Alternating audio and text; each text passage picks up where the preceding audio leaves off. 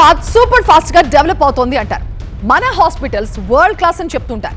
మరోవైపు చూస్తే ప్రతి ముగ్గురులో ఒకరు అనారోగ్య సమస్యలతో బాధపడుతున్నారు. ఆ జబ్బు ఈ రోగం అంటూ ప్రతిరోజు పదుల సంఖ్యలో మాత్రలు మింగుతూనే ఉన్నారు. ఇది మేం చెప్తున్న మాట కాదు, నేషనల్ ఫ్యామిలీ హెల్త్ సర్వే చెప్తున్న పచ్చి నిజాలు.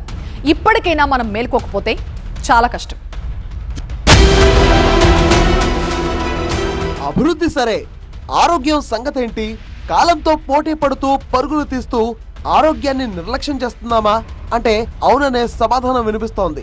ప్రగతి పదంలో దూసుకెళ్తున్న హైదరాబాద్ ఆరోగ్య విషయంలో మాత్రం వెనక్కి వెళ్తోందని National Family Health Survey shocking విషయాలను వెలుగులోకి తెచ్చింది. 2024 మార్చి నుంచి డిసెంబర్ వరకు నిర్వహించిన సర్వేలో సంచలనాలు బయటపెట్టింది. సాఫ్ట్వేర్ వెలుగుల వెనుక అనారోగ్యం దాగి ఉంది. కాసుల వేటలో జీవితం కరిగిపోతోంది. లగ్జరీ లైఫ్ పోరాటంలో లైఫ్ స్పాన్ తగ్గిపోతోంది అంటూ అవాక్కయ్యే రిపోర్ట్ ఇచ్చింది. హైదరాబాద్ లో రోజు 40 లక్షల మందికి పైగా ఏదో ఓ ఆరోగ్య కారణంతో టాబ్లెట్లు మింగుతున్నారు. అంటే ప్రతి ముగ్గురులో ఒకరు అనారోగ్య సమస్యలతో బాధపడుతున్నారు అనేది సర్వే తేల్చిన విషయం. ముఖ్యంగా బీపీ, మానసిక ఒత్తిడికి సంబంధించిన మందుల వాడకం ఏకంగా 15% పెరిగింది. న్యూ జనరేషన్ ఉన్నటువంటి హైటెక్ City side, IT sector side చూసినట్లయితే అక్కడ విపరీతమైన ఫెర్టిలిటీ కేసులు పెరిగాయి. అండ్ స్ట్రెస్ రిలీఫ్ కోసం వాడే మందుల సంఖ్య కూడా, సైకియాట్రిక్ బేస్డ్ మెడిసిన్స్ కూడా ఆ సెక్టర్లో ఎక్కువ పెరిగాయి. దీన్ని ఒకటి ప్రధానంగా మనకు లైఫ్ సైకిల్ అనేది చేంజ్ చేసుకోండి. నైట్ అనేది ఎక్కువ నిద్ర ఉండడము. రెండవది, అది సామాజికంగా చూసినట్లయితే నా యాంగిల్లో అంటే ఫార్మా నిపుణులుగా నేను ఆలోచించినది, నాణ్యమైన మందులు అనేది ప్రజలకు అందుబాటులో దొరకట్లేదు. తక్కువ డోస్ వాడాల్సిన టైంలో కూడా నంబర్ ఆఫ్ ట్యాబ్లెట్స్ ఎక్కువ వాడుతున్నారు. యువత సంపాదన వేటలో పడి రాత్రింబవళ్లు శ్రమిస్తున్నారు. అటు వీకెండ్ ఆనందాల కోసం ఆరోగ్యాన్ని నిర్లక్ష్యం చేస్తున్నారు. అలాగే అర్ధరాత్రి వరకు ఆఫీసులో మధ్యలో కొలీగ్స్ తో సరదాగా జంక్ ఫుడ్, ఇక్కడే ఆరోగ్యం దెబ్బతింటోంది. 30 ఏళ్లు శరీరం నీరసించిపోతోంది.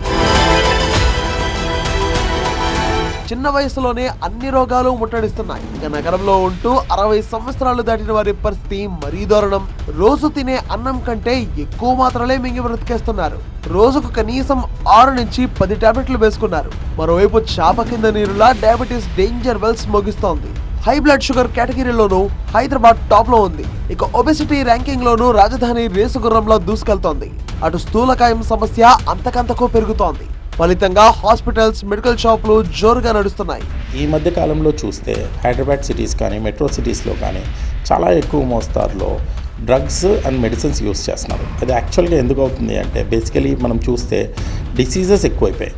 ఈ డిసీజెస్లో మల్టిపుల్ కారణాలు ఉన్నాయి. ఫస్ట్ వచ్చేసి లైఫ్ స్టైల్ చేంజెస్. ఈ లైఫ్ స్టైల్ చేంజెస్తో హైపర్ టెన్షన్ కానీ, డయాబెటీస్ కానీ, లేకుంటే hormonal changes like thyroid changes కానీ, లేకపోతే ఎక్కువ మసాలా ఫుడ్స్ తినడం వల్ల అల్సర్ కానీ, లేకపోతే స్ట్రెస్ ఎక్కువైపోయి స్ట్రెస్ మేనేజ్మెంట్ కోసం సెల్ఫ్ మెడికేషన్స్ చేసుకోవడం కానీ, లేకుంటే ఫిట్నెస్ కోసం అనేది అన్అప్రూవ్డ్ కానీ, లేకపోతే మనకు తెలిసిన మెడిసిన్స్ తీసుకోవడము.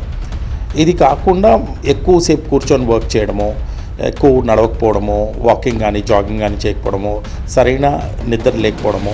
దీనివల్ల ఏమవుతుందంటే మెట్రో సిటీస్లో మ్యాక్సిమం అందరూ డిసీజెస్ బారిన పడుతున్నారు.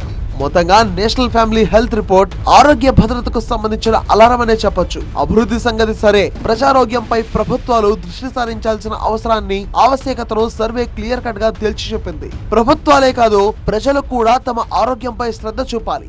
ఎవరి ఆరోగ్యానికి వారే బాధ్యులు. మితాహారం, వ్యాయామంతో జీవన విధానాన్ని సరైన దిశగా మార్చుకోవాలి. లేదంటే సమస్యలు తప్పవనేది సర్వే సందేశం.